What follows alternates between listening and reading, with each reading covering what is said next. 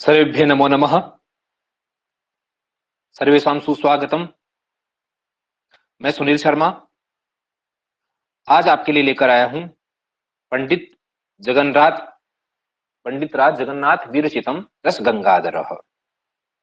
रस गंगाधर का हम यूजीसी नेट जेआर कोड 2525 के अनुसार हम अध्ययन करेंगे। बड़ा ही रोचक विषय है पंडित राज जी का। क्लास को शेयर करें अधिक से अधिक, सभी तक इस क्लास को पहुंचाइए, है ना। आशा करता हूं आपका प्रेम और सहयोग इस क्लास को मिले। धन्यवाद। टॉपिक को हम शुरू करते हैं। देखिए,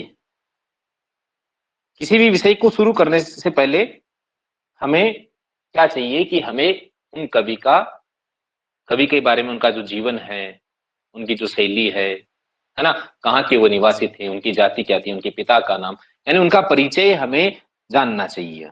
पहली बात क्या है, तो परिचय मैं आपके लिए लेकर आया हूं। हम फटाफट इसको देखेंगे क्योंकि विषय और भी बहुत बड़ा है, समय लग जाएगा क्लास में नहीं तो।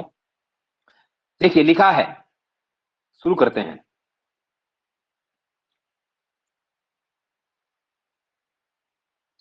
तेलंग देशावय मुंडा ग्रामो वासो पंडित राजो जगन्नाथ तैलंग जातीयो ब्राह्मण आशीत।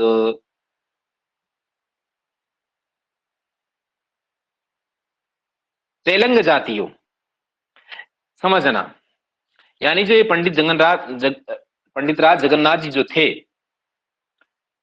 ये किस जाति के ब्राह्मण थे भाई? तो ये तेलंग जाति के ब्राह्मण थे। सबसे पहले बात आपसे पूछा जा सकता है कि भाई पंडित राज जगन्नाथ जी जो हैं वो कौन से ब्राह्मण थे, है ना। तो वो तेलंग जाति के ब्राह्मण थे, है ना। आगे लिखा है, यहां देखिए लिखा है तेलंग कुलावतंसेन पंडित जगन्नाथेन। तेलंग कुल में इनका, तेलंग ब्राह्मण थे जाति से। अस्य, और एक बात, इनका उपनाम, इनको वेगिनाडु या वेलनाडु भी कहते हैं। त्रिशूली इन्हीं का अपर नाम है, जगन्नाथ जी का ही। वो देखेंगे हम। आगे चलते हैं। अस्य पितुर नाम पेरुभट्टो मातुर नाम लक्ष्मी देवी चासीत। इनके पिता का नाम क्या था? पेरुभट्ट। माँ का नाम लक्ष्मी देवी था। ठीक है, पिता का नाम पेरुभट्ट और माता का नाम लक्ष्मी देवी। क्लियर है? आगे देखते हैं। पेरुभट्टो महान विद्वानम आशीत। इनके पिताजी जो पेरुभट्ट थे वो बड़े ही महान विद्वान थे, है ना। आगे लिखा है सच ज्ञानेन्द्र भिक्षो हो वेदांत शास्त्रम महेंद्र विदुष न्याय वैशेषिक शास्त्रम, है ना। यानी इनके जो पिताजी जो थे, उन्होंने ज्ञानेन्द्र भिक्षु से वेदांत शास्त्र का और महेंद्र नाम के जो विद्वान थे उनसे न्याय वैशेषिक का ग्रंथ प्राप्त किया, मीमांसा शास्त्र का ग्रंथ प्राप्त किया, और वीरेश्वर पंडिताद महाभाष्यम अधिष्ट, यानी पंडित जो वीरेश्वर जी जो विद्वान थे उनसे इन्होंने महाभाष्य का ज्ञान लिया। आगे लिखा है पंडित राजो जगन्नाथ सर्वा विद्या स्वपितु पेरुभट्टाद जग्राह। पंडित राज जगन्नाथ जी ने जितनी भी विद्या जो प्राप्त की थी, है ना, जो विद्या अध्ययन किया था, वो अपने पिताजी से, स्वपितु, अपने पिता कौन? पेरुभट्टाद जग्राह, पेरुभट्ट जी से प्राप्त की थी वो शिक्षा। मनोरमा कुछ मर्दन ग्रंथाज ज्ञाये थे। ऐसा हमें पता चलता है मनोरमा नाम के जो मनोरमा कुछ मर्दन जो ग्रंथ है इनका, उनसे ये पता चलता है कि इन्होंने अपने पिताजी से शिक्षा प्राप्त की थी। यद अनेन स्वपितु गुरु वीरेश्वर पंडितात् अपि शिक्षाम जग्राह है। इसके अलावा इन्होंने अपने जो पिताजी के जो पंडित जी जो थे, इनके पिताजी ने जिस पंडित जी से ज्ञान प्राप्त किया था, शिक्षा प्राप्त की थी, अध्ययन किया था जिनके सानिध्य में, उनसे भी इन्होंने पंडितात् अपि शिक्षाम जग्राह है। स्वपितु गुरु, अपने पिताजी के गुरु वीरेश्वर पंडित जी से भी इन्होंने शिक्षा ली थी। एवं च अयम वेद व्याकरण वेदांत न्याय वैशेषिक मीमांसा साहित्य आदि शास्त्राणाम ज्ञाता महान विद्वान आशीत। तो भैया ये जो जगन्नाथ जी जो हैं, ये वेद व्याकरण वेदांत न्याय वैशेषिक मीमांसा साहित्य इत्यादि शास्त्रों के महान ज्ञाता हुए हैं, महान ज्ञाता थे। आगे लिखा है यौवनावस्थायाम एवायम दिल्लीश्वरस्य शाहजहां नामकस्य मुगल शासकस्य सभायां प्रवेशम अलभत। यानी अपनी युवावस्था में ही इन्होंने दिल्ली के जो तत्कालीन जो शासक थे शाहजहां, है ना, उनकी सभा में इन्होंने सानिध्य प्राप्त किया, उनकी सभा में चले गए, उनके सानिध्य में चले गए। आगे लिखा है तत्र दिल्लीश्वरेणाय स्वपुत्र दारासिकोहा अध्यापनाय नियुक्तः तत्रैव यौवनम यापयामास। वहीं दिल्लीश्वर जी की शरण में, यानी मुगल शासक शाहजहां के सानिध्य में इन्होंने अपने जो शाहजहां का जो पुत्र था दारा शिकोह, उसको अध्यापन कराने के लिए इनको नियुक्त कर दिया, और वहीं इनका जवानी जो है वो वहीं व्यतीत हो जाती है, यौवन अवस्था, उनकी युवावस्था जो है वहीं व्यतीत हो जाती है। लिखा भी है इन्होंने कि दिल्ली वल्लभ पाणि पल्लव तले नीतम नवीनम वयः भामिनी विलास में, है ना। आगे चलते हैं। शाहजहां नाम को दिल्लीश्वरों से प्रखर पांडित्येन नित्राम संतुष्टः पंडित राज इति उपाधि प्रदानेनम। इंपॉर्टेंट है, ध्यान रखना, पंडित राज।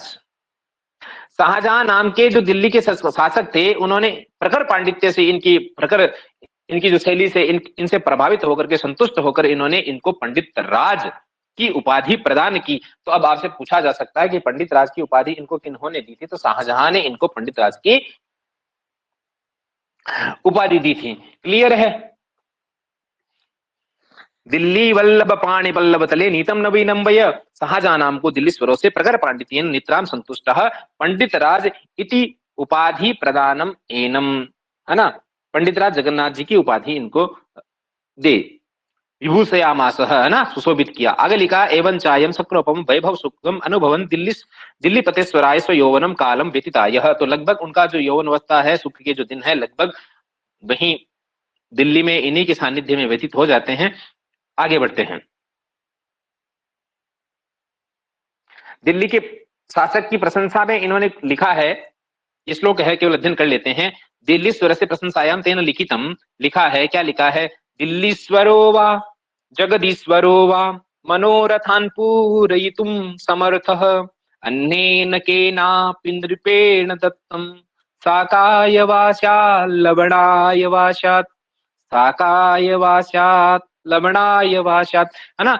तो दिल्लीश्वर जो थे, शाहजहां की प्रशंसा में इन्होंने ये जो लिखा है श्लोक, है ना। आगे देखिए, एवं अनुश्रूयते यद अयम पंडित राजो यौवनोन्मतो लवंगी नामिकायाम, ध्यान रखना, क्या है? लवंगी नामिकायाम कस्यांचिद यवन युत्याम आशक्तः। ऐसा सुना जाता है, ऐसी किंवदंती है ना। क्योंकि कुछ विद्वान जो हैं, उनका मानना है कि एक बार जगन्नाथ जी जो थे शाहजहां के साथ क्या कर रहे थे? शतरंज खेल रहे थे।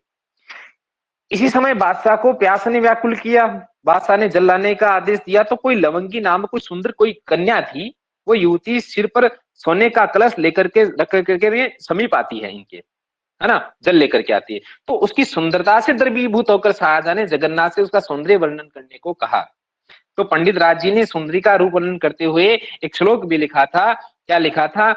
यम सुस्तनी मस्त कन्यस्त कुंभा कुसुम्भारुणम चारुचेलम बसाना, वो हम देखेंगे बाद में, ठीक है ना। ऐसा इन्होंने श्लोक लिखा। तो लवंगी नामिकायाम कस्यांचित यवन युक्त्याम आशक्तः, किसी लवंगी नामक युवती पर ये आशक्त हो गए। कदाचिद अयम दिल्लीश्वरम शाहजहां महोदयम प्रसन्नम मुद्रायाम आलोके लवंगी नामनीम यवन युवतीम प्रार्थयामाशः। एक बार इन्होंने शाहजहां महोदय से, है ना, उनको प्रसन्न देखा और कह दिया कि यवन युवतीम प्रार्थयामाशः, यवन युवती के लिए प्रार्थना की कि बस करवा दीजिए, हमारी शादी इनसे विवाह करवा दीजिए। तो हो गया, क्या है ना। क्या लिखा है? नयाचे गजालिम नवबाजिराजिम न वित्ते सुचित्तम मदीयम कदापि इयं सुस्तनीमास्तकन्यास्तहस्ता लवंगीं कुरंगीं दृगंगी करोतु, है ना। ये यवन युवती के लिए इन्होंने प्रार्थना की शाहजहां से। तो आगे देखिए, लिखा है एवं च दिल्ली पतेताम युवन युवतीम संप्राप्य तया सह यौवनम सुखम अनुभवन। तो शाहजहां ने इनको यवन युवती जो है वो उनको सौंप दी, इनका विवाह करवा दिया उनके साथ में, है ना। शाहजहां ने पुरस्कार रूप में पंडित जी को यवनी समर्पित कर दी, ऐसी किंवदंती है, ऐसा सुना जाता है। और फिर वहीं उन्होंने दिल्ली में रह करके अपनी यौवन अवस्था का उपभोग किया, है ना, युवावस्था का अधिकतर समय उन्होंने वहीं व्यतीत किया। आगे देखिए लिखा है, किंचित कालांतरम समाप्तायाम यौवनोत्थायाम से पंडित राजो यवन युवती मादाय काशीम गतः। कहाँ गए? काशी चले गए, काशी आ गए उसको लेकर के। तो कुछ समय बाद में आगे लिखा है, तत्र अप्यदीक्षितादयो विद्वांसः यवनि संसर्गाद दूषितोऽयम् इति कथयित्वा तिरस्कृतवन्तः। यानी वहां अप्यजी दीक्षित जैसे विद्वानों ने इनको एक उपाधि दी, क्या कहा, इनको दूषित बताया, किससे? यवनी संसर्गा दूषितोऽयम्, कि ये तो क्या है, यवनी के संसर्ग से दूषित हैं। इति कथयित्वा तिरस्कृतवन्तः, उनका अपमान किया, उनको अपमानित किया, है ना।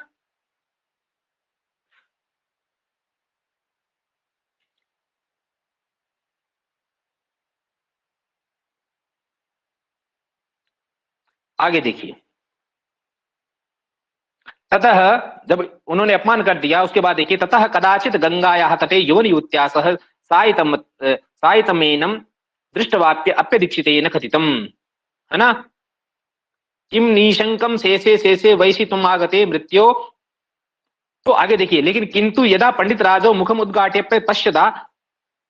पश्यत तदा दीक्षित श्लोकस्य उत्तरार्धम इत्य पठित्वा गतः, अथवा सुखम सईथा निकटे जागरति जानवी भवतः, अथवा सुखम सईता निकटे जागृति जानवी भवतः। आगे देखिए, फटाफट देखिए, क्योंकि हमें आगे भी बढ़ना है। एवं च विद्वद्भिर अपमानितः, और विद्वानों ने इनका अपमानित किया, तो स गंगायाः तटे स्थित्वा गंगायाः स्तुतिं कुर्वन्नेव गंगा जले आत्मानं पातित्वा समाधिम अवाप। तो उनसे अपमानित होकर उन्होंने गंगा के तट पर स्थित होकर के वहां पर क्या की? गंगा जी की स्तुति की और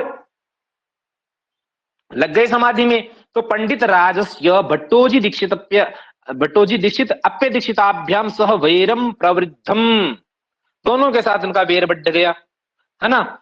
इसलिए अतएव तेन भट्टोजी दीक्षित से मनोरमायाः खंडनाय मनोरमा कुछ मर्दिनी ग्रंथो लिखितः। यानी फिर इन्होंने, जगन्नाथ जी ने भट्टोजी दीक्षित जी का जो ग्रंथ है उसका खंडन करने के लिए इन्होंने मनोरमाया खंडनाय, उस मनोरमा का खंडन करने के लिए क्या लिखा? एक ग्रंथ लिखा जिसका नाम है मनोरमा कुछ मर्दिनी। ये पंडित राज जगन्नाथ जी ने लिखा उसका खंडन करने के लिए। आगे देखिए, एवं एवं अप्यदीक्षितस्य चित्रमीमांसाया खंडनं चकार, है ना।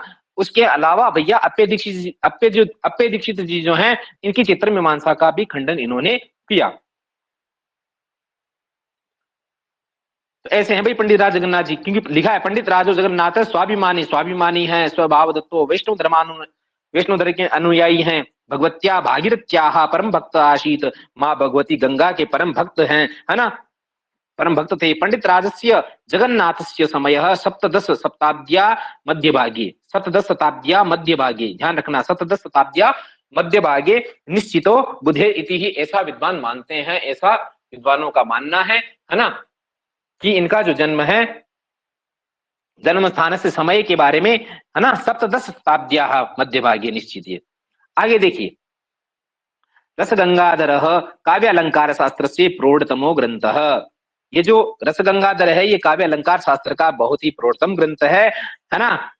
अत्र आननम द्वयम वर्तते, इसमें दो आनन है ना। तत्र प्रथम आनने क्या है? पूर्वाचार्याणाम काव्य लक्षणानि समालोच्य रमणीयार्थ प्रतिपादकः शब्दः काव्यम, है ना, रमणीयार्थ प्रतिपादकः शब्दः काव्यम। ये मैं आगे बताऊंगा, इसकी व्याख्या हम आगे करेंगे, लेकिन इन्होंने रमणीय अर्थ को ही क्या माना है? काव्य माना है। प्रतिपादकः शब्द, उस शब्द को ही क्या माना है? काव्य माना है। इति काव्य लक्षणम स्थापितम, ऐसा काव्य लक्षण इन्होंने दिया है ना।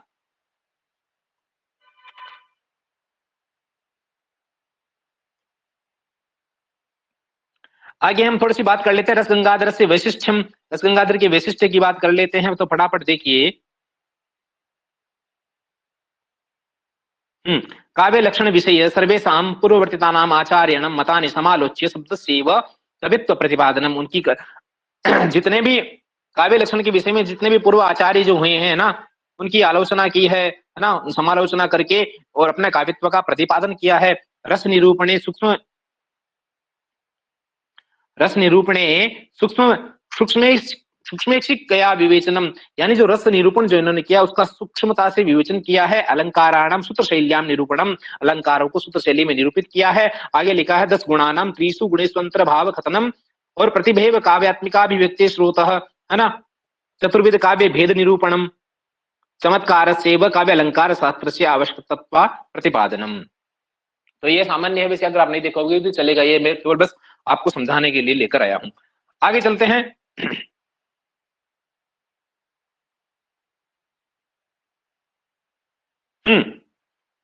वैसे मैंने आपको परिचय पढ़ाया है, उसी परिचय के ये यहाँ पर अलग से कुछ लिखे हैं मोस्ट एक बार आप ध्यान दें।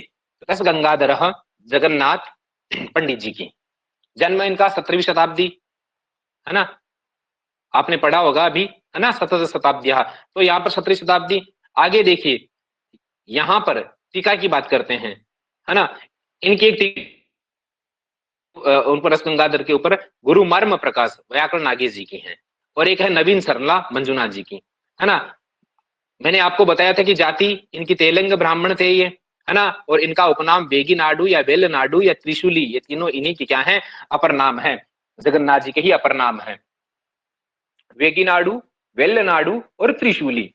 इनके पिता का नाम हमने पढ़ा था परिचय में कि पेरू भट्ट, और या पेरम भट्ट भी कह सकते हैं। माता का नाम था लक्ष्मी, और इनके गुरु का नाम वीरेश्वर, है ना। मनोरमा कुछ मर्दन के अनुसार।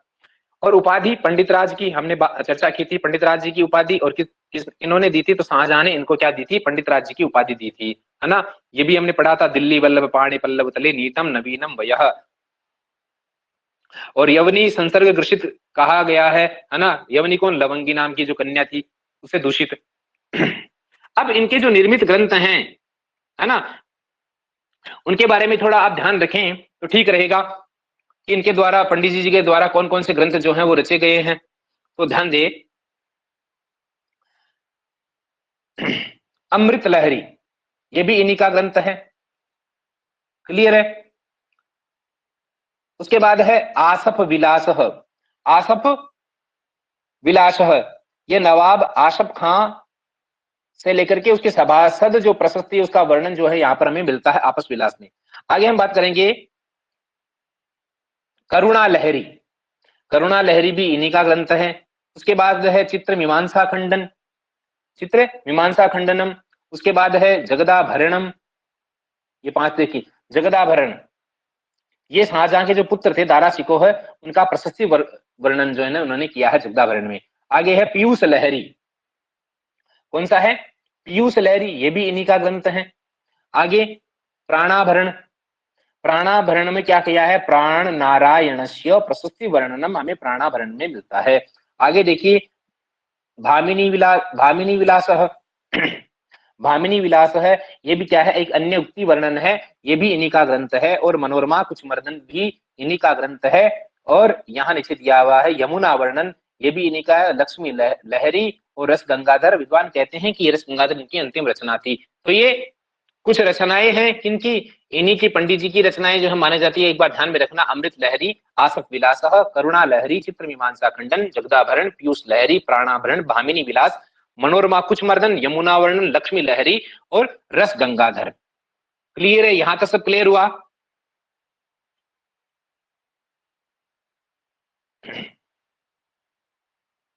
आगे बढ़ते हैं, एक निमिष थोड़ा जल पी लेते हैं।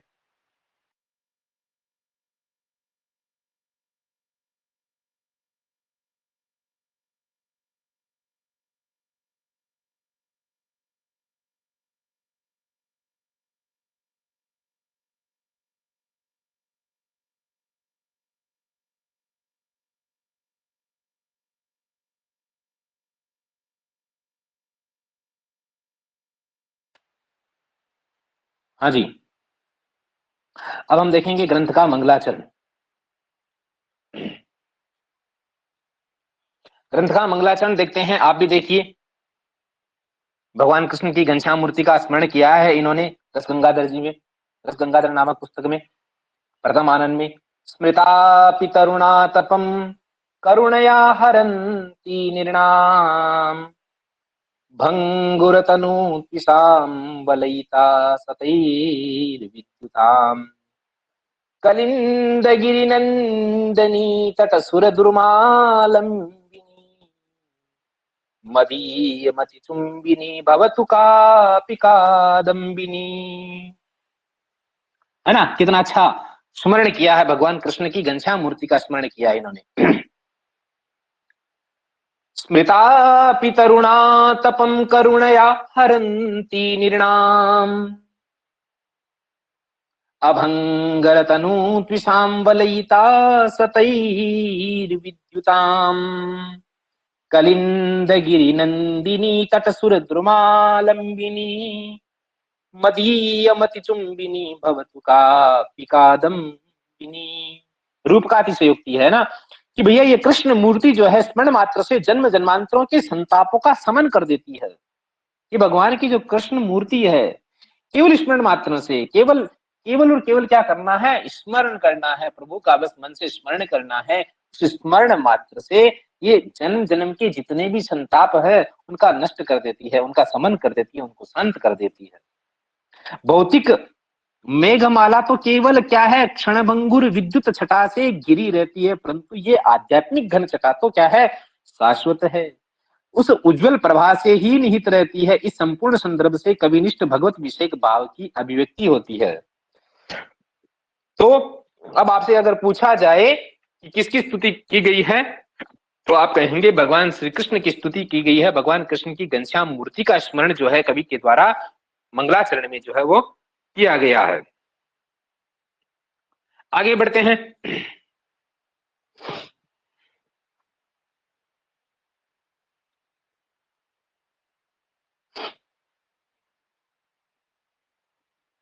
आगे लिखा है, ध्यान देना,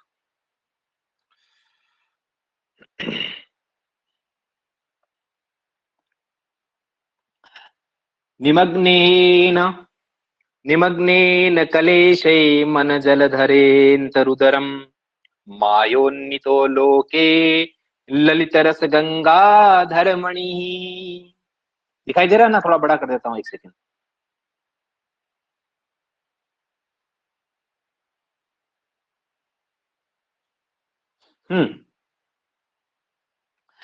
निमग्नेन कलेशे मन जलध निमग्नेन कलेशे मनन जलधरेन्तरुदरम मायोन्नितो लोके ललितरस गंगाधर मणि हरन्त ध्वान्तं हृदयमधिरूढो गुणवता मामलङ्कारान् सर्वान्नपि गलित गर्वान् रसयतु। गलित गर्वान् रसयतु, अरे भाई क्या कहा, पंडित राज जी का व्यक्तित्व झलक रहा है इस श्लोक से, है ना। निमग्नेन क्लेशे मन जलधेरन अनंत रुदरम मायोन्नीतो लोके ललित रस गंगाधर मणि हरनंत ध्वांतम हृदय मधिरूढ़ो गुणवता अलंकारान सर्वान्नपि गलित गर्वान रचयतु। यानी जगन्नाथ जो है वो साक्षात क्या है, सरस्वती जी के पुत्र थे। वैसे तो इनकी माँ का नाम लक्ष्मी है, लेकिन इस सरस्वती जी के कृपा पात्र थे। पंडित राज किसी विषय के मार्मिक अंश का अर्थ स्पष्ट करने से उसकी जड़ तक पहुंचने की क्षमता भी रखते थे। तो अपने विपक्षी की जो विपक्षी का जो काव्य था उसमें सदैव नतमस्तक कर देते थे उनको। ऐसी इनकी मतलब सर्वान अलंकारान गलित गर्वान रचयतु, अलंकारान सर्वान अपनी गलित गर्वान रचयतु, है ना।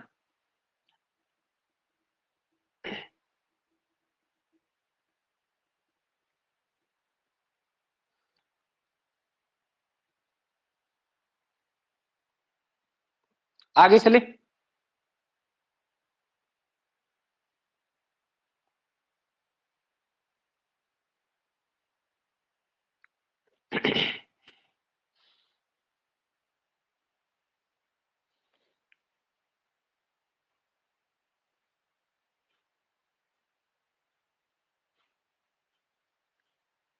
क्लास को आप शेयर करें सबसे, और सभी तक क्लास को पहुंचाइए। अधिक से अधिक लोगों के पास क्लास पहुंचे, सभी को इसका फायदा हो। शेयर करें, लाइक करें।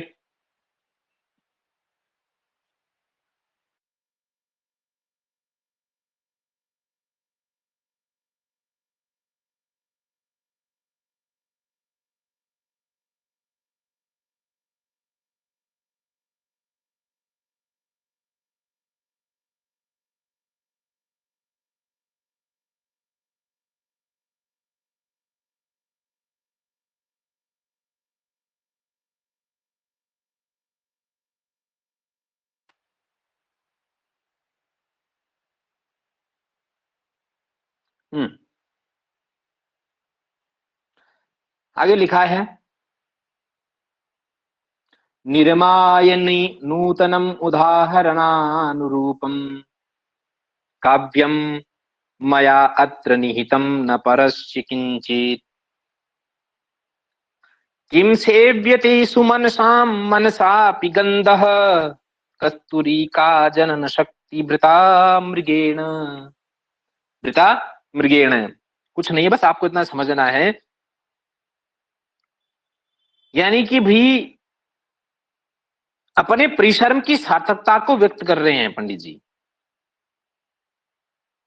इन्होंने उदाहरण दिया एक कि भाई जो मृग है वो स्वयं कस्तूरी उत्पन्न करने का सामर्थ्य रखता है। देखिए लिखा ना, कस्तूरी का जनन शक्ति वृथा मृगेण, ये बात समझने की है कि जो मृग हैं, जो हरिण है, वो स्वयं कस्तूरी उत्पन्न करने का सामर्थ्य रखता है, वह अन्य फूलों की गंध के लिए लालायित नहीं रहता है ना, वो अन्य फूलों की गंध के लिए लालायित जो है वो नहीं रहता है। तो ऐसा पंडित जी ने कहा है। तो ये चीज केवल आपको समझाने के लिए थी, दोनों ऊपर वाला और नीचे वाला जो ये श्लोक था।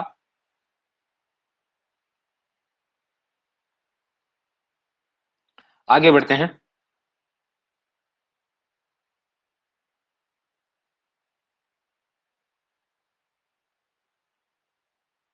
अब हम यहां से स्टार्ट करेंगे अपना ग्रंथ। समझ में आ रहा है आपको? यहां से हम शुरू करेंगे और यहां सबसे पहले हम देखेंगे काव्य का लक्षण जो पंडित जी ने किया है। पंडित राज जगन्नाथ जी के अनुसार हम काव्य का लक्षण देखेंगे, है ना, किस प्रकार इन्होंने काव्य का जो लक्षण है वो दिया है। तो ये कहते हैं कि रमणीयार्थ प्रतिपादक शब्द काव्यम। देखिए लिखा है रमणीयार्थ प्रतिपादक, रमणीयार्थ प्रतिपादक शब्द काव्यम। तो सबसे पहले आपको तो यही याद होना चाहिए कि पंडित राज जगन्नाथ जी के अनुसार काव्य का लक्षण क्या है। तो आप क्या कहोगे? रमणीयार्थ प्रतिपादक। इस लाइन को आप याद रखना है, रमणीयार्थ प्रतिपादक, रमणीयार्थ प्रतिपादक शब्द काव्यम। कि रमणीयार्थ प्रतिपादक शब्द ही क्या है? काव्य रमणीयार्थ प्रतिपादक है ना। वो क्या है? रमणीय है। तो भैया जिस शब्द से क्या हो? रमणीय, अर्थात जो भाई रमणीय हो, ऐसे अर्थ का हमें ज्ञान होता है, वह शब्द काव्य कहलाता है। उस शब्द को काव्य कहते हैं। ऐसा किन्होंने कहा है? पंडित राज जगन्नाथ जी ने कहा है कि भाई जिस शब्द से हमें क्या होता हो? रमणीय अर्थ, रमणीयार्थ प्रतिपादक शब्द काव्यम। आप कहो तो थोड़ा सा बोल लेता हूं इस पर, रमणीयार्थ प्रतिपादक पर। वैसे काम इतना याद रखने से मात्र चल सकता है आपका कि रमणीयार्थ प्रतिपादक शब्द काव्यम, रमणीयार्थ प्रतिपादक शब्द को काव्य कहते हैं। तो भाई रमणीय अर्थ वह है जिसके बार बार अनुसंधान से अलौकिक आनंद की प्राप्ति होती है ना। जैसे मान लो आपको कोई कहे कि भैया आपको लड़का पैदा हुआ है, या आपको मैं पैसे दूंगा, मतलब आपका फायदा हो रहा है, आपको अच्छा लगता है, यानी ये भी बात आपको अच्छी लगी, रमणीय लगी है। इन ये जैसे वाक्य अगर हमें सुनाई दे, हमें कोई कहे, तो उससे हमें क्या होगा? आनंद तो प्राप्त होगा, लेकिन ये आनंद लोकोत्तर अर्थात अलौकिक नहीं है, बल्कि क्या अलौकिक है। अलौकिक आनंद अलग चीज है। इसलिए हम काव्य नहीं कह सकते। अतः जिस शब्द अथवा जिन शब्दों के अर्थ की भावना करने से किसी अलौकिक आनंद की प्राप्ति हो, उसे काव्य कहते हैं। रमणीयार्थ प्रतिपादक शब्द काव्यम। क्योंकि आपने जब काव्य प्रकाश पढ़ी थी, तो काव्य प्रकाश में आपने एक चीज पढ़ी होगी कि वो शब्द और अर्थ दोनों को काव्य मानते हैं ना। शब्द और अर्थ दोनों को काव्य माना है किन्होंने? मम्मट ने। वह उचित नहीं है, क्योंकि यदि शब्दार्थ युगल को काव्य मानते हैं तो लोक व्यवहार में काव्य उच्च स्वर से पढ़ा जा रहा है, काव्य से अर्थ समझा जाता है। काव्य सुना किंतु अर्थ समझ में नहीं आया, इत्यादि सार्वजनिक व्यवहार से शब्द को ही काव्य कहा जा सकता है। यदि ये कहा जाए कि व्यवहार में काव्य के लिए केवल शब्द का प्रयोग लक्षणा से कर लेना चाहिए, ठीक है, ये हो सकता है, किंतु तभी जब किसी दृढ़तर प्रमाण से ये सिद्ध हो जाए कि काव्य शब्द का प्रयोग शब्दार्थ युगल के लिए होता है, वही तो हमें नहीं दिखाई देता, और बिना प्रमाण की कोई बात प्रमाणिक नहीं होती। इसलिए भाई, लोक व्यवहार में प्रमाण के द्वारा हमारे मत में केवल शब्दार्थ विशेष ही काव्य सिद्ध होता है, और शब्द और अर्थ में नहीं। तो ऐसे प्रकार के कई प्रश्न हैं जो उठते हैं चलते हैं, है ना, मम्मट वाला भी आता है, ये सब होता है। लेकिन हमें यहाँ ये ध्यान रखना है कि रस गंगाधर जी में पंडित जी ने क्या कहा है कि रमणीयार्थ प्रतिपादक शब्द काव्यम, रमणीयार्थ प्रतिपादक शब्द ही क्या है, काव्य है जो रमणीय हो। बाकी तो सबकी इनकी समीक्षा करेंगे, विश्वनाथ जी की भी वो समीक्षा करेंगे, वाक्यम रसात्मकम काव्यम की करेंगे, है ना। उनके बारे में भी वो कहेंगे कि यदि विश्वनाथ कविराज रसात्मक वाक्य को काव्य मानते हैं तो वस्तु प्रधान अथवा अलंकार प्रधान काव्य काव्य नहीं कहलाएंगे। तो ऐसी बातें, बहुत सी बातें हैं, सबकी हैं, लेकिन हमें इनमें नहीं जाना है। हमें हमारे विषय की तरफ आगे बढ़ना है, और रमणीयार्थ प्रतिपादक शब्द है काव्य में, इस बात को हमें याद रखना है या ध्यान देना है। आगे लिखा है रमणीयता। अब भाई रमणीय तो आपने कह दी, अभी रमणीयता है, रमणीयता क्या चीज है भाई, क्या है रमणीयता? तो लिखा है रमणीयता च लोकोत्तर आह्लाद जनक ज्ञान गोचरता। रमणीयता च लोकोत्तर आह्लाद जनक ज्ञान गोचरता। अब समझना, अरे भाई जिसके ज्ञान से अलौकिक आनंद प्राप्त हो वह अर्थ रमणीय होता है। यानी आपको लौकिक आनंद प्राप्त नहीं होगा, अलौकिक आनंद की प्राप्ति होगी, अलौकिक सुख आपको प्राप्त होगा। किससे होगा? उस रमणीय, रमणीय शब्द से। अब ये रमणीय क्या है? ये अलौकिक है, ये लौकिक नहीं है ना। लिखा है ना, यहां देखिए, लोकोतरत्वम च आह्लाद गतस चमत्कारत्वा। या देखिए ये लिखा, देखिए ये मैं इसको अंडरलाइन कर देता हूं। लोकोतरत्वम च आह्लाद गतस चमत्कारत्वार पर पर्यायो अनुभव साक्षिको जाति विशेष। समझ रहे हो कि भाई लोकोत्तर यानी स अतिशय और निरतिशय कुछ नहीं है, घटत्व पटत्व जैसा आनंद में रहने वाला एक जाति विशेष है। चमत्कारत्व जिसका दूसरा नाम है, सहृदयों का अनुभव ही इस जाति की सत्ता में प्रमाण है। भाव यह कि जिस जिस आनंद में सहृदयों को लोकोत्तर ऐसा अनुभव हो वही लोकोत्तर या लौकिक वाक्यार्थ ज्ञान है। लौकिक आनंद व्यक्ति विशेष को किन कारणों से प्राप्त होता है, इसका समाधान करते हुए जगन्नाथ जी कहते हैं, लिखा है लौकिक आनंद कारणम च। देखो यहां देखिए, थोड़ा इसको बड़ा करता हूं। लौकिक आनंद कारणम च तदवच्छिन्ने भावना विशेष पुनः। ये देखिए, ये क्या लिखा है? कारणम च तदवच्छिन्ने भावना विशेष पुनः पुनरनुसंधानात्मा। कि भाई चमत्कार, चमत्कारत्वा पर पर्याय लोकोत्तरत्व जाति से अविच्छिन्न अर्थात क्या परिचित अर्थात विशिष्ट लोकोत्तर आनंद में पुनः पुनः अनुसंधान रूप धारावाहिक भावना विशेष शब्द बोधात्मक अनुभवी क्या है? कारण है। कहने का भाव ये है कि भाई जब हम किसी धारावाहिक नाटक को देखते हैं या काव्य का श्रवण करते हैं तो उस समय विभाव अनुभव आदि की प्रतीति होने लगती है, जो अंतःकरण में अनुकूल होने के कारण बहुत सुंदर प्रतीत होती है। इस समय हमारी रति इत्यादि भावनाएं जागृत हो जाती है। इस प्रकार व्यक्ति विशेष के कोमल हृदय में एक प्रकार की, कह सकते हैं कि आनंद की अनुभूति होने लगती है। इसी को हम लौकिक आनंद कहते हैं, है ना। इसी को हम लौकिक आनंद कहते हैं, इसको लौकिक आनंद कहा। लेकिन काव्यार्थ जन्य रमणीयता की हम बात कर रहे हैं। काव्यार्थ जन्य रमणीयता लौकिक वाक्यार्थ रमणीयता को स्पष्ट करने के बाद जगन्नाथ जी ने चमत्कारत्व को ही जाति विशेष मान लिया। उसका समाधान करते हुए लिख रहे हैं, नीचे देखिए यहां पर लिखा हुआ है ना, लिखा है इत्थम च चमत्कार जनक भावना विषयार्थ प्रतिपादकम प्रतिपादक शब्दत्वम, है ना।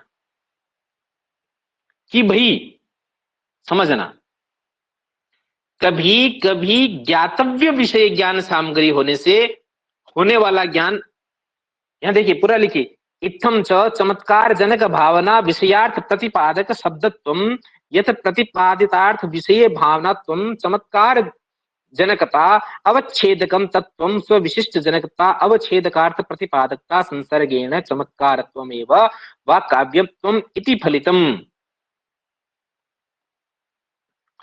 कि भाई कभी कभी ज्ञातव्य विषय ज्ञान सामग्री से होने वाला ज्ञान क्या होता है, अचानक या अकस्मात हम देखते हैं कि विषयांत रोधक सामग्री के जुट जाने से उदासीन वस्तु को भी विषय बना लेता है। ऐसे ज्ञान को क्या कहा गया, समूह आलंबन ज्ञान कहा गया है। जैसे आपने पढ़ा होगा शून्यम वासगृहम विलोक्य शयनाद उत्थाय किंचित, है ना, वो वाला श्लोक। उसमें क्या है, काव्यार्थ विषय चमत्कारी ज्ञान में उद्योतकांतर संवधान से घटरूप अर्थात वास्तविक ज्ञान भी भाषित हो गया। वहां काव्यार्थ विषय ज्ञान होने के नाते चमत्कार जनक का विषय घट रूप अर्थ भी हुआ। इसलिए उस घट रूप अर्थ को प्रतिपादित करने वाला घट इति कारक शब्द में भी काव्यत्व प्राप्त हो जाएगा। उसी काव्यत्व प्राप्ति को हटाने के लिए ज्ञान पद को न कहकर भावना पद कहा गया है। तो ये सब बातें हैं।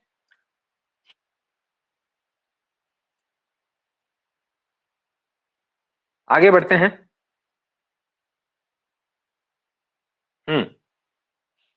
ऐसा नहीं है कि भैया पंडित जगन्नाथ जी से पूर्व भी कई विद्वान हुए हैं जिन्होंने काव्य लक्षण दिया है, उनकी भी लेखनी चली है। उसी का संक्षिप्त विवरण मैंने दिया है, आपको दिखाई दे रहा है। हम सब के बारे में पढ़ेंगे किसने क्या कहा, इसका थोड़ा जूम कर लेते हैं। केवल काव्य लक्षण पढ़ेंगे और किसके मत के अनुसार है वो पढ़ेंगे। सबसे पहले हम देखेंगे अग्नि पुराण। अग्नि पुराण में दिया है संक्षेपाद वाक्यम इष्टार्थ वैवच्छिन्ना पदावली काव्यम। संक्षेपाद वाक्यम इष्टार्थ वैवच्छिन्ना पदावली काव्यम। आगे आगे दिया हुआ है आचार्य दंडी जी। आचार्य दंडी, उन्होंने कहा शरीरम तावदिष्टार्थ वैवच्छिन्ना पदावली। ये हमें याद रखनी है। आगे देखिए आचार्य वामन ने कहा है काव्य शब्दोयम गुणालंकार संस्कृतयोः शब्दार्थयोः वर्तते। ये किसके अनुसार है, आचार्य वामन जी के अनुसार है। काव्य शब्दोयम गुणालंकार संस्कृतयोः शब्दार्थयोः वर्तते। रुद्र जी ने कहा है ननु शब्दार्थो काव्यम। ननु शब्दार्थो काव्यम, ये किसने कहा है, रुद्र जी ने कहा है। हाँ, रुद्र जी ने कहा है। क्या कहा है, ननु शब्दार्थो काव्यम। आनंदवर्धन जी ने कहा है कि ध्वनिरात्मा काव्य से। क्या कहा है, ध्वनिरात्मा काव्य से, कि काव्य ही ध्वनि ही क्या है, काव्य की आत्मा है, ऐसा आनंदवर्धन जी का मानना है। आगे महाकवि भोज ने कहा है अदोषम गुणवद काव्यम अलंकारैरलंकृतम, है ना। क्या लिखा है, अदोषम गुणवद काव्यम अलंकारैरलंकृतम, ऐसा कहा है महाकवि भोज ने कहा है। ठीक है, आगे बढ़ते हैं। आचार्य मम्मट जी की बात कर रहे हैं। मम्मट जी ने कहा, आपने काव्य प्रकाश में पढ़ा होगा, तद दोषो शब्दार्थो सगुणावन अलंकृति पुनः क्वापी, ऐसा किसने कहा है, आचार्य मम्मट जी ने कहा है। उसके बाद आचार्य वाग्भट जी की बात कर रहे हैं। उन्होंने कहा शब्दार्थो निर्दोषो सगुणो प्रायः सालंकारो च काव्यम। वही क्या है, काव्य। शब्दार्थो निर्दोषो सगुणो प्रायः सालंकारो च काव्यम, आचार्य वाग्भट। पीयूष वर्ष जयदेव जी ने कहा है निर्दोषम गुणावलंकार लक्षण रीति व्रतिमत वाक्यम काव्यम। विश्वनाथ जी ने कहा है वाक्यम रसात्मकम काव्यम, रसमय वाक्य ही काव्य। आगे गोविंद ठाकुर जी ने कहा है नन्वलंकारो अतिव्याप्ति ही सा अलंकारत्व विशेषणाम उपादानम उपादानानादीतीनु।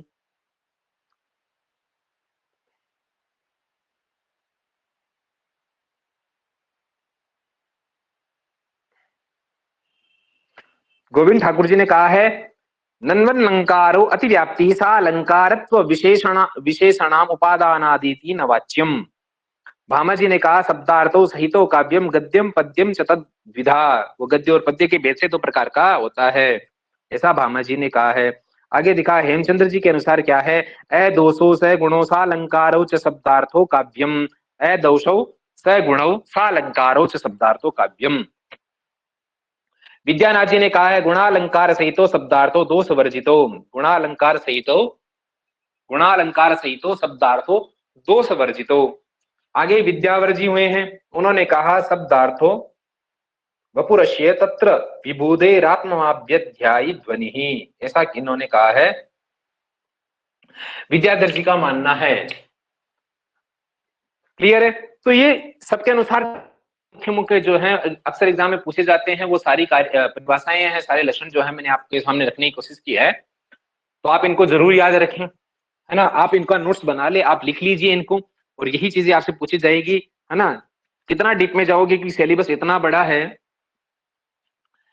कि आपको 2 साल भी कम पड़ जाएंगे अगर आप उनको अगर ढंग से पढ़ना चाहेंगे तो केवल एग्जाम के ओरिएंटेड पढ़ें और ऑथेंटिक पढ़ें। आगे बढ़ते हैं। आचार्य कुंतक जी के अनुसार भी देख लेते हैं। कुंतक जी ने कहा है कि शब्दार्थो सहितो वक्र कवि व्यापार शालिनी। ये किसने कहा है? आचार्य कुंतक जी ने कहा है शब्दार्थो सहितो वक्र कवि व्यापार शालिनी। आगे आचार्य क्षेमेंद्र जी जो हैं वो हुए हैं, उन्होंने कहा है काव्यस्यालंकारे किम मिथ्या गणितई गुणैहि। अब हम बात करते हैं काव्य के भेदों की। ये हमारे टॉपिक में है काव्य भेद। आचार्य जगन्नाथ जी के अनुसार काव्य भेदों की हम बात कर रहे हैं।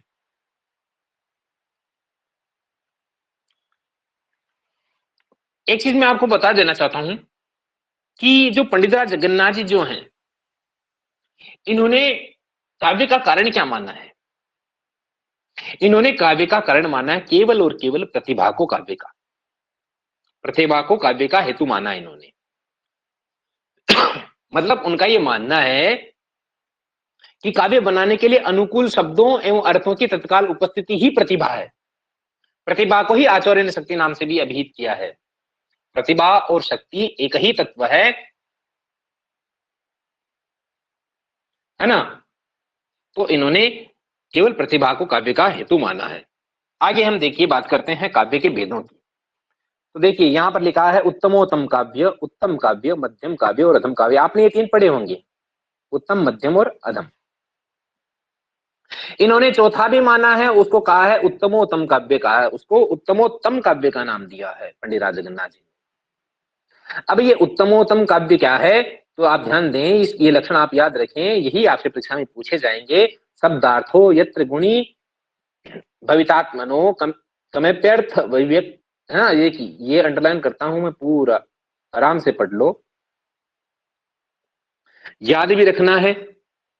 उत्तमोत्तम काव्य को परिभाषित करते हुए जगन्नाथ जी ने कहा शब्दार्थो यत्र गुणी भवितात्मानो कमेवर्तम अभिव्यक्त ताधाम। अर्थात मतलब समझिए, वाच्य, लक्ष्य और व्यंग्य, यानी जिसमें शब्द और अर्थ अर्थात वाच्य, लक्ष्य, व्यंग्य दोनों अपने को गौण, गौण का मतलब होता है अप्रधान, अप्रधान बनाकर किसी चमत्कारी अर्थ को व्यक्त कर दे या व्यंजनावर्ती द्वारा समझावे, उसे उत्तमोत्तम काव्य कहते हैं। उसको क्या कहेंगे? उत्तमोत्तम काव्य कहेंगे। शब्दार्थो यत्र गुणी भवितात्मानो, हमें पर तभी व्यंग ताधाम तद अधम। तद क्या है? अधम। वो क्या है? उसको अधम कहा गया है, तद अधम। तो ये जो काव्य लक्षण कहा गया है, यहां पर ये देखिए ये शब्द आया है कमिप, है ना, कमपि। इस कमपि पद से चमत्कारी होने के कारण क्या है? विवक्षित है। इसलिए ये कहा जा सकता है कि जिस श्लोक में या जिस पद्य में व्यंग्यार्थ छिपा होता है वह उत्तमोत्तम काव्य की श्रेणी में नहीं आ सकता। काव्य लक्षण में अपने को गौण, अप्रधान, है ना, गौण यानी अप्रधान, यह अर्थ भी आया है। इसका अर्थ यह कि शब्द और अर्थ, है ना, क्या है? प्रधानता होनी चाहिए, परंतु व्यंग्य स्वयं गौण है, गौण रहते हैं, तो कारण भी उत्तम काव्य नहीं हो सकता। तो जगन्नाथ ने उत्तम काव्य का उदाहरण जो है वो इस प्रकार दिया है। आगे देखिए लिखा है ना, सहिता सविधे अप्यनीश्वरा सफलीकर्तुम हो मनोरथान दयिता दयिताननाम्बुजम दरमीलन यथा निरीक्षते। ये देखिए यहां दिया हुआ ना, सहिता सविधे पेनीश्वरा सफलीकर्तुम अहो मनोरथान दयिता दयिताननाम्बुजम दरमीलन यथा निरीक्षते। समझना। अरे भाई मान लो कोई नववधु है और वो नववधु अपने प्रियतम के समीप क्या हुई है, लेटी हुई है, मानो सोई हुई है, परंतु आश्चर्य यह है कि वह अपने मनोगत मनोरथ को सफल बनाने में असमर्थ है। यानी उसके जो इच्छा है मन की, उसको वो सफल करने में असमर्थ है।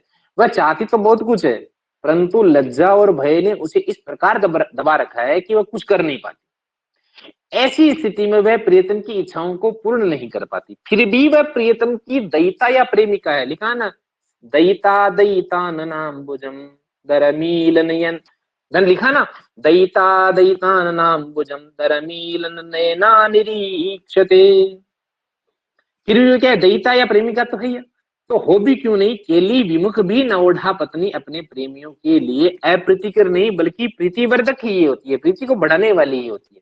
तो यहाँ मतलब मेरे कहने का मतलब यह है कि भाई नायिका के लिए नायक क्या है, आलंबन विभाव, यानी समीप के संबंध से युक्त है, तो एकांतवास उद्दीपन विभाव हो गया, यानी बिल्कुल समीप है, फिर भी अपने मनोरथ को सफल बनाने में असमर्थ है, क्योंकि वो तो बहुत कुछ चाहती है लेकिन लज्जा और भय ने उसको दबा रखा है। तो यहाँ समीप संबंध से युक्त क्या है, एकांतवास उद्दीपन विभाव। पति के अधखुले नेत्र को देखना क्या है, ये अनुभाव है, और उसकी जो उत्सुकता है ये क्या है, संचारी भाव है। इन्हीं विभाव आदि से रत्यादि स्थायी भाव की प्रतीति हो रही है। यहाँ व्यंग्यार्थ की चमत्कारिकता है, अतः यह उत्तमोत्तम काव्य है, ऐसा रस गंगाधर जी ने कहा है। ये क्या है, उत्तमोत्तम काव्य है। लेकिन यहाँ एक प्रश्न खड़ा होता है कि नायिका की इच्छा विशेष ही प्रधान व्यंग्य क्यों नहीं है। इसका समाधान करते हुए भी जगन्नाथ जी ने लिखा है कि लज्जित नायिका स्पर्श करने के भाव से नायक के मुख को देख रही है। कि जो ये जो नायिका है, ये लज्जित नायिका जो है, वो स्पर्श करने के भाव से नायक के मुख को देख रही है।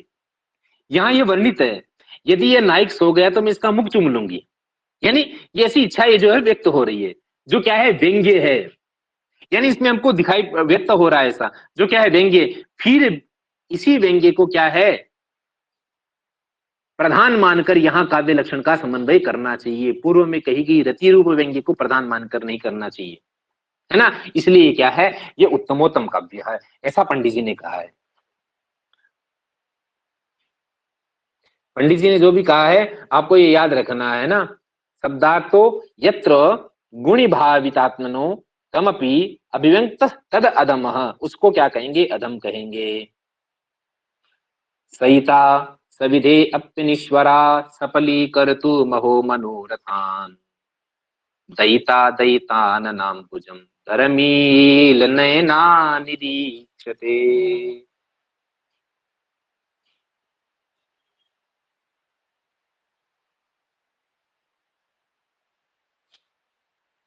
आगे देखिए, आगे लिखा है उत्तम काव्य, यानी आपने उत्तम उत्तमोत्तम पढ़ा, अब पढ़ेंगे आप उत्तम काव्य। उत्तम काव्य किसको कहा गया है, तो लिखा है, देखिए, यत्र व्यंग्यम प्रधानम एव स चमत्कार कारणम तद्वितीयम, यानी दूसरा कौन सा है, उत्तम काव्य। यत्र व्यंग्यम प्रधानमेव स चमत्कार कारणम तद्वितीयम, व्यंग्यम प्रधानम एव स चमत्कार कारणम तद्वितीयम, यानी कि भाई जिस काव्य में व्यंग्य क्या है, अप्रधान होकर ही चमत्कार का कारण हो। अप्रधान होकर के, अप्रधान होकर के क्या हो, चमत्कार का कारण हो, वह दूसरा क्या कहलाता है, उत्तम नामक काव्य कहलाता है। यानी भैया जहां व्यंग्य वाच्यार्थ की अपेक्षा तथा व्यंग्यार्थ की अपेक्षा भी गौण हो, किसी भी अर्थ में मुख्य नहीं हो, फिर भी चमत्कार जनक हो, वह उत्तम काव्य कहलाता है। जैसे उदाहरण के लिए दिया हुआ है, ये उदाहरण दिया हुआ ना, ये देखिए,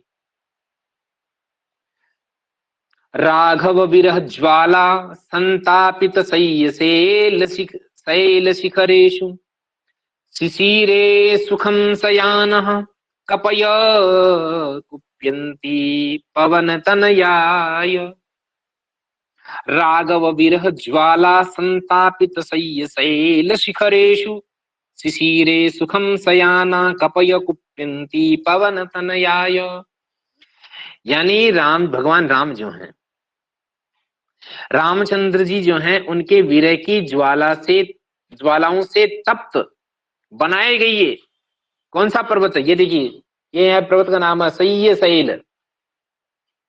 अर्थात भाई जो ये सैन नामक जो पर्वत है, इसके शिखरों पर शीत ऋतु के समय में सुख पूर्वक सोने वाले बंदर पवन तनय पर क्या करते हैं? पवन कुप्यंती पवन तनयाय, उस पर क्रोध करते हैं, पवन तनय पर क्रोध करते हैं। तो यहाँ वैदेही के विरह से समझना, यहाँ वैदेही मतलब सीता जो है उसके विरह से संतप्त वनवासी राम के वृतांत का कोई वर्णन कर रहा है। इस श्लोक का ये व्यंग्यार्थ यह है कि हनुमान जी ने जानकी की कुशल वार्ता सुनाकर भगवान राम को शीतल बना दिया है ना? सीता के बारे में उनको बता करके उनको क्या कर दिया है? शीतलता प्रदान कर दी है। ऐसा ऐसा पता चलता है ना? वो क्या है? वो उत्तम काव्य है।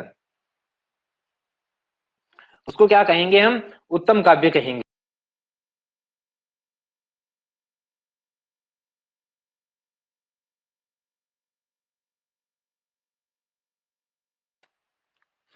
तो वो क्या है? उत्तम काव्य है। यानी इस भाई सब कुछ है, कुशल है, सब कुछ कुशल मंगल है ना? सीता जी ठीक है, तो उनकी जो तापाग्नि जी जो थी वो शांत हो गई है, तो इसको उत्तम काव्य माना गया है। आगे हम देखते हैं, मध्यम काव्य की बात करते हैं। कौन सा है? मध्यम काव्य। और मध्यम काव्य काव्य के बारे में लिखा गया है, यत्र व्यंग्य चमत्कार चमत्कारा समानाधिकरणो वाच्य चमत्कार तृतीयम। वो क्या है? तीसरा, अर्थात मध्यम काव्य। यत्र व्यंग्य चमत्कार समानाधिकरणो वाच्य चमत्कार तृतीयम। वो चमत्कार नाम का कौन सा है? तृतीय है, अर्थात मध्यम काव्य की बात कर रहा हूं। मतलब जहां वाच्यार्थ का चमत्कार क्या है? व्यंग्यार्थ के चमत्कार के अधिकरण में न रहे। यानी भाई जिस काव्य में व्यंग्य अर्थ का चमत्कार लघु अंश में रहकर भी व्यापक वाच्य अर्थ के चमत्कार में क्या होता है?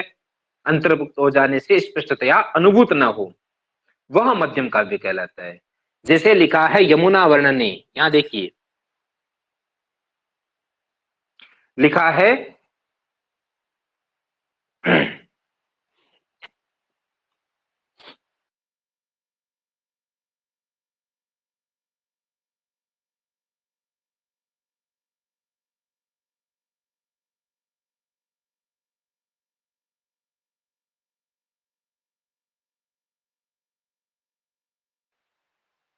क्या लिखा है?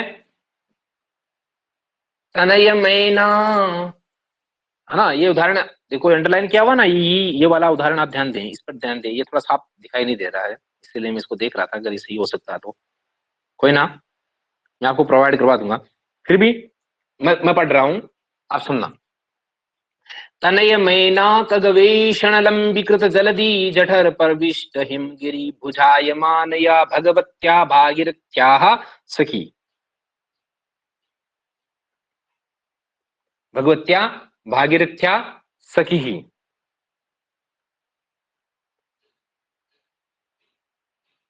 अर्थात यमुना जो है, वो यमुना क्या है? सखी है। जो कैसे? जो मानो अपने पुत्र मैना को खोजने के लिए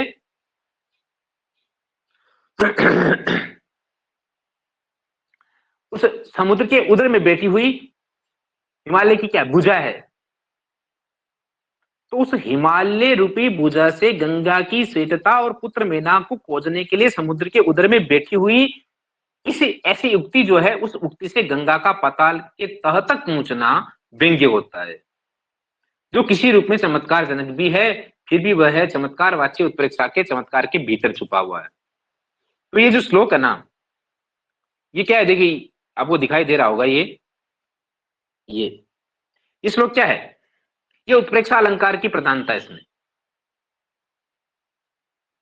इसलिए ये कहा जा सकता है कि यहाँ कवि का तात्पर्य उत्प्रेक्षा के चमत्कार प्रदर्शन में ही है ना। और व्यंग्यार्थ का चमत्कार प्रदर्शन लघु अंश में रहकर भी विस्तृत वाच्यार्थ के चमत्कार में अंतर्निहित हो जाने से स्पष्ट रूप से अनुभव नहीं हो रहा है, इसलिए इसको क्या कहते हैं, मध्यम काव्य कहते हैं। बस ये ध्यान रखना है आपको, इसको क्या कहेंगे, मध्यम काव्य कहेंगे।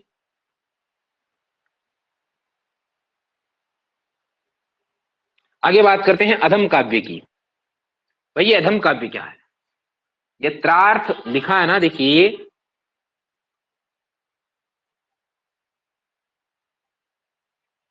यत्रार्थ चमत्कृत्युपस्कृता शब्द चमत्कृति ही प्रधानम अधमम चतुर्थम, वो चौथा नाम का, यानी जिस काव्य में वाच्यार्थ के चमत्कार से परिपोषित होकर शब्द का चमत्कार क्या हो जाए, प्रदान हो, उसको क्या कहेंगे, अधम कहेंगे। उसको अधम काव्य की संज्ञा दी गई है। कहने का भाव यह कि अधम काव्य में भी कुछ न कुछ व्यंग्य अवश्य रहता है, परंतु वह रहकर भी चमत्कार,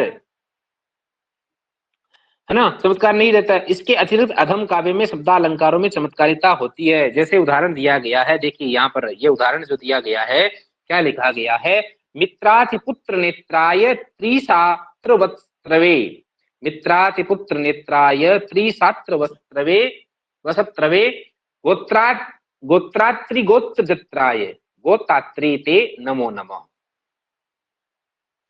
यहाँ थोड़ा स्पष्ट आपको दिखाई नहीं दे रहा है, देखिए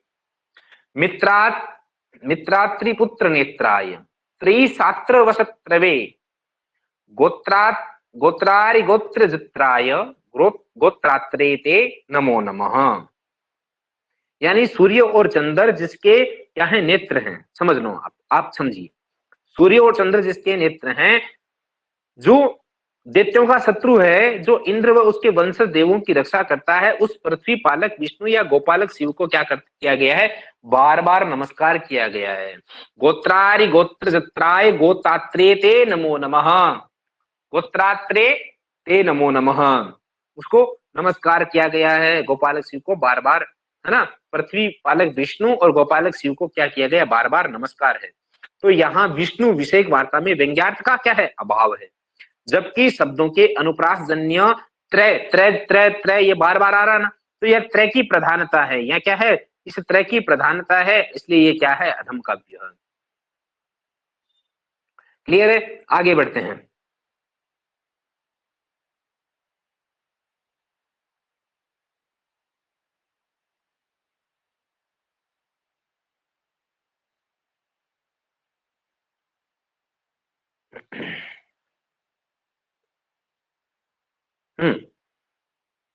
अब हम पढ़ेंगे जगन्नाथ जी द्वारा प्रतिपादित रस का स्वरूप और उनके भेद और उपभेद का निरूपण। लिखा है विभावानुभाव्य व्यभिचार संयोगाद रस निष्पत्ति ही, आपने पहले भी पढ़ा होगा, विभावानुभाव्य व्यभिचार संयोगाद रस निष्पत्ति ही, यानी भाई विभाव अनुभाव और व्यभिचारी के संयोग से क्या होती है, रस की निष्पत्ति होती है, रस की निष्पत्ति होती है ना। विभाव अनुभाव व्यभिचारी संयोगाद रस निष्पत्ति ही, उससे क्या होती है, रस की निष्पत्ति होती है। क्लियर है। तो पंडित राज जगन्नाथ जी ने रस को परिभाषित करते हुए कहा, क्या कहा, ये देखिए यहाँ इतना बड़ा दिया हुआ है, या आप पढ़ लीजिए क्या कहा उन्होंने, मैं आपको समझा दूंगा। देखिए यहां से स्टार्ट कीजिए, समुचित ललित सन्निवेश चारुणा, अर्थात गुणालंकारों के औचित्य व लालित्यपूर्ण रचना से सुशोभित काव्य के द्वारा समर्पित, आगे लिखा ना समर्पिते, आगे देखिए, काव्येन समर्पितैः सहृदय हृदयं प्रविष्टैः तदीय सहृदयता सहकृतेन भावना विशेष महिम्ना विगलित दुष्यंत रमणीत्वादिभिर्लौकिक विभावानुभाव विचारी शब्द वे पदेश्यैः, यानी सुशोभित काव्य के द्वारा समर्पित किए गए सहृदय के हृदय में प्रविष्ट हुए उस सहृदय के सहृदयता के बल से काव्य वासना विशेष की महिमा के द्वारा जब दुष्यंत और शकुंतला आदि यानी विशेष अर्थ का विकलन हो जाता है, शकुंतलादि विरालंबन कारणैः चंद्रिकादि विरुद्ध दीप उद्दीपन कारणैः श्रुपातादिभिः कार्यचिन्तनादिभिः सहकारिभिश्च सम्भूय प्रादुर्भावितेन अलौकिकेन व्यापारेण तत्काल निवर्तिता नंदांसावरणाज्ञानेनात् एव प्रमुष्ट परिमित परमात्रित्वादि निज धर्मेण प्रमात्रा स्वप्रकाशतया वास्तवेन निज स्वरूपानंदनेन सह गोचरीक्रियमाणः प्राग विनिविष्ट वासना रूप रत्यादि देव रसः, है ना। ये मैंने पूरा पढ़ दिया है, मैं आपको समझा देता हूं। समझिए कि भाई गुण अलंकार उनके औचित्य और लालित्यपूर्ण रचना से जो सुशोभित काव्य है उसके द्वारा समर्पित किए गए सह हृदय के हृदय में प्रविष्ट हुए, सह हृदय के हृदय में प्रविष्ट हुए उस सह हृदय के सह हृदयता के बल से काव्य वासना विशेष की महिमा के द्वारा जब दुष्यंत व शकुंतला आदि विशेष अर्थ का विगलन हो जाता है, मतलब साधारणीकरण करने पर शकुंतला आदि जो कारण कार्य व सहकार्य है वे जब काव्य में वर्णित होकर अलौकिक विभाव अनुभाव और व्यभिचारी की संज्ञा को प्राप्त कर लेती है, उस समय नायिका आदि आलंबन कारण है, चंद्रिका आदि उद्दीपन क्या है कारण है, अश्रुपात आदि कार्य और चिंतन आदि जो सहकारी कारण है, ये सभी जब व्यंजना शक्ति द्वारा अलौकिक परिवेश को प्राप्त कर लेती हैं तो ये विभाव अनुभाव, है ना, ये संसारी भाव हो जाता है ना। इन्हीं के संयोग से प्रादुर्भूत जो व्यंजना व्यापार है उसके द्वारा सहृदय के अंतःकरण में विद्यमान जो अज्ञान रूपी आवरण है जिसमें आनंदांश को आच्छादित कर रखा है ना, आच्छादित कर रखा है, इस अलौकिक व्यंजना व्यापार के द्वारा उसका विगलन हो जाता है। यानी अज्ञानता के कारण अब तक परमात्मा परिचिन्न पदार्थों तक ही सीमित था, परंतु अब अज्ञानता जब उनकी नष्ट हो गई, उस अज्ञानता के नष्ट हो जाने पर परमात्मा में वह अपरिमित भाव आ जाता है। तब परमात्मा उसे उस अपने ही प्रकाश के आनंद से चैतन्य के साथ वासना रूप में विद्यमान रत्यादि की चवरणा करता है ना। तो इस प्रकार के चवरणा के विषयीभूत रत्यादि ही क्या है, रस है। और इसी नियम के आचार्य मम्मट ने भी स्वीकार किया है, जैसा कि पंडित जगन्नाथ जी ने रस गंगाधर के निरूपण में लिखा है। क्या लिखा है, देखिए ये यहां पर दिया हुआ ना, क्या व्यक्त स तै विभावादि स्थायी भावो रसस्मृत, व्यक्त स तै विभावादि स्थायी भावो रसस्मृत, यानी जो विभाव आदि हैं उनसे जब स्थायी भाव व्यक्त होता है तब वह क्या कहलाता है, तब वह रस कहलाता है, तब वह रस कहलाता है, रसस्मृत, है ना। यानी मम्मट प्रतिपादित जब रस स्वरूप में आए व्यक्त पद की व्याख्या करते पंडित जगन्नाथ ने लिखा कि भाई व्यक्तो व्यक्ति विषयी कृता व्यक्तिश्च भगना वर्णाचित, व्यक्तो व्यक्ति विषयी कृत व्यक्तिश्च भगना वर्णाचित, अतः यूं कहें कि व्यक्ति पद से यहाँ वह शुद्ध आस्वादन रूप चैतन्य विवक्षित है जिसका अज्ञान रूप आवरण दूर हो गया है, न कि व्यंजनावृत्ति दूर हुई है ना। क्लियर है बात। तो आप ये ध्यान रखें। अब हम बात करते हैं रस भेद की बात करेंगे।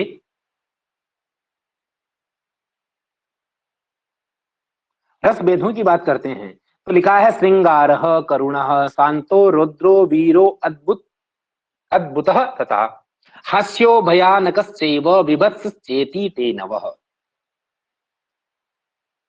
अतः भाई ये कह रहे हैं कि नौ रस है। पंडित जगन्नाथ ने लिखा है श्रृंगार करुण शांत रुद्र वीर अद्भुत हास्य भयानक भयानक और विभत्स, ये रस होते हैं, इनको रस कहा गया है। हास्यो भयानक सेव विभत्स चेती ते नवः। कुछ आचार्यों ने शांत रस को स्वीकार नहीं किया है, ये भी बात है। जगन्नाथ जी इसका समाधान करते हुए कहते हैं कि नाटक में शांत रस का निषेध माना जाता है, परंतु हम तो नट में रस की स्थिति मानते ही नहीं, फिर उसकी शांति से हमें क्या लेना देना है।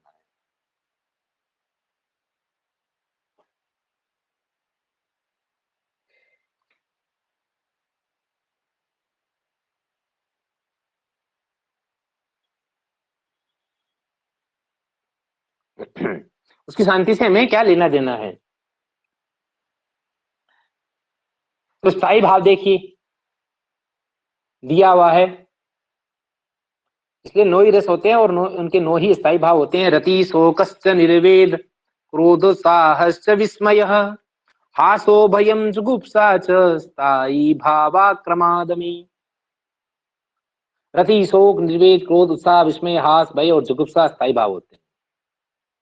अब हम बात कर रहे हैं श्रृंगार रस की, बात कर रहे हैं श्रृंगार रस। रति लिखा है तत्र स्त्री पुंसयोरन्योन्यालंबन प्रेमाख्यश्चित वृत्ति विशेषो रति ही स्थायी भाव।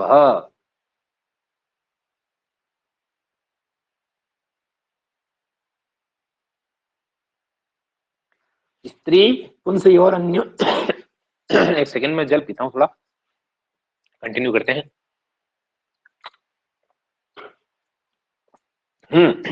स्त्री पुंसयोरन्योन्यालंबन प्रेमाख्यश्चित वृत्ति विशेषो रति। रति क्या है? स्त्री पुंसयोरन्योन्यालंबन प्रेमाख्याश्चित वृत्ति विशेषो, प्रेमाख्याश्चित वृत्ति विशेषो रति ही स्थायी भाव। यानी स्त्री पुरुष, समझना,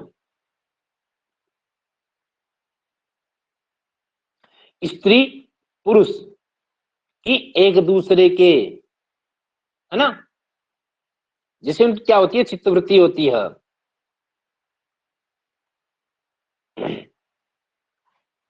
स्त्री पुंसयोर अन्यालंबन प्रेमाख्यासित वृत्ति विशेष हो, वो प्रेमाख्यासित वृत्ति विशेष है, वही क्या है? रति है। उसी को हम क्या कहेंगे? रति कहेंगे।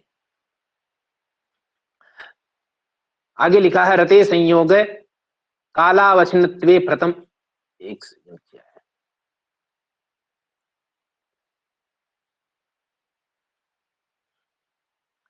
ये श्रृंगारस की हमने बात की। रति स्त्री पुंसार अन्य अलंबना प्रेमाख्यासित वृत्ति विशेषो रति ही तत्र श्रृंगारो द्विविधा है। और वो श्रृंगार कितने प्रकार का? 2 प्रकार का। संयोगो, एक सेकेंड, संयोगो और विप्रलंबश्च। संयोग और विप्रलंब नाम के प्रकार से ये 2 प्रकार का है। क्लियर है? आगे लिखा है रते संयोग कालावच्छिन्नत्वे प्रथमो, ये प्रथम है, और वियोग 2 प्रकार के, यानी भैया संयोग श्रृंगार और विप्रलंब श्रृंगार। संयोग कालावच्छिन्नत्वे प्रथमो, वियोग कालावच्छिन्नत्वे द्वितीय। संयोग के बारे में यहाँ पर उदाहरण दिया गया है। सहिता सविधे अत्यनिश्वरा सपली कर्तु महो मनोरथान दयिता दयिताननाम्बुजं दरमील नयना निरीक्ष्यते। यानी ये जो उदाहरण दिया है, नायिका सम्मत रति का आलंबन विभाग क्या है? नायक है। हमने भी पढ़ा भी था, सहिता सविधे अत्यनिश्वरा सपली कर्तुम अहो मनोरथान दयिता दयिता ननाम्बुजं दरमीलन नयना निरीक्षते। बस वही बातें हैं। वह विभाव क्या है? नायक है, और एकांत स्थान आदि क्या है? उद्दीपन विभाव है। और नायिका द्वारा नायक के कमल रूपी मुख को देखकर, है ना, वो क्या है? अनुभाव है। लज्जा उत्सुकता आदि के द्वारा जो संयोग से जो समन्वित, यानी यहाँ पर हम कह सकते हैं कि समन्वित श्रृंगारस की अभिव्यक्ति हो रही है, श्रृंगारस की अभिव्यक्ति हो रही है। तो ये क्या है? संयोग श्रृंगार का यहाँ पर उदाहरण जो है वो दिया गया। सहिता सविधे अत्यनिश्वरा सफली कर्तुम महो मनोरथान दयिता दयिता ननाम्बुजं दरमीलन नयना निरीक्षते। क्लियर है? आगे बढ़े।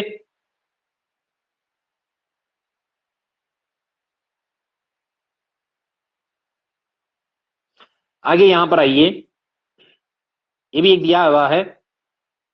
वागरथा विवसंपृक्तो वागर्थ प्रतिपत्तय जगतः पितरो वंदे पार्वती परमेश्वरो। यानी ये जो श्लोक है पे दीक्षित जी ने खंडन करते हुए जब ये लिखा था, ठीक है, लेकिन आपको ये थोड़ा ध्यान रखना है। दूसरा है विप्रलंब श्रृंगार।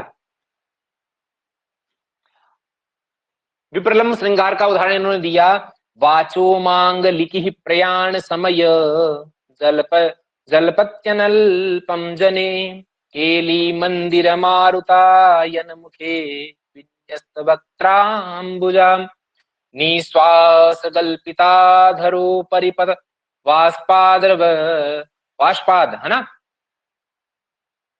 परिपद वाष्पाद्र वक्षोरुहा बाला लोल विलोचना शिव शिव प्राणी समालोकते।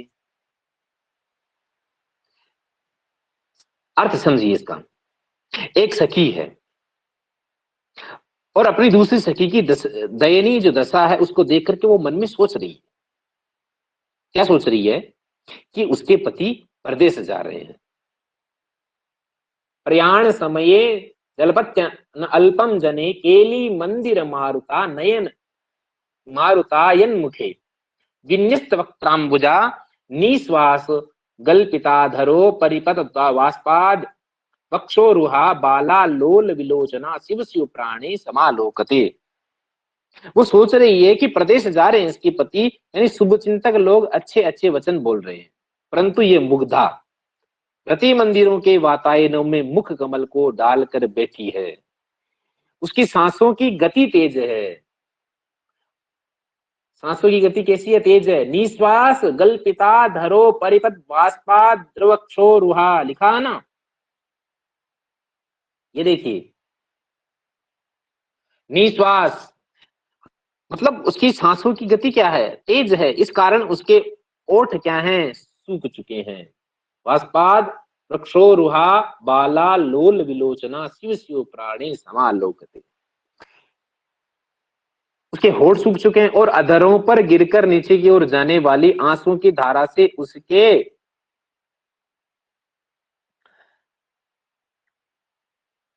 क्या हो चुके हैं? भीग चुके हैं। क्या भीग चुके हैं? उरोध भीग चुके हैं। और शिव शिव इस दुर्दशा में पड़ी हुई वह बाला चंचल नेत्रों से अपने प्राण प्रिय को देख रही है। उसे यात्रा काल में अश्रुपात से होने वाले अपसुकुन का बोध नहीं है। यानी समझिए, मैं समझाता हूं आपको। यानी जब कहीं जाते हैं तो ये रोना करना ये क्या है? अपशगुन माना गया है, ठीक बात नहीं माना है।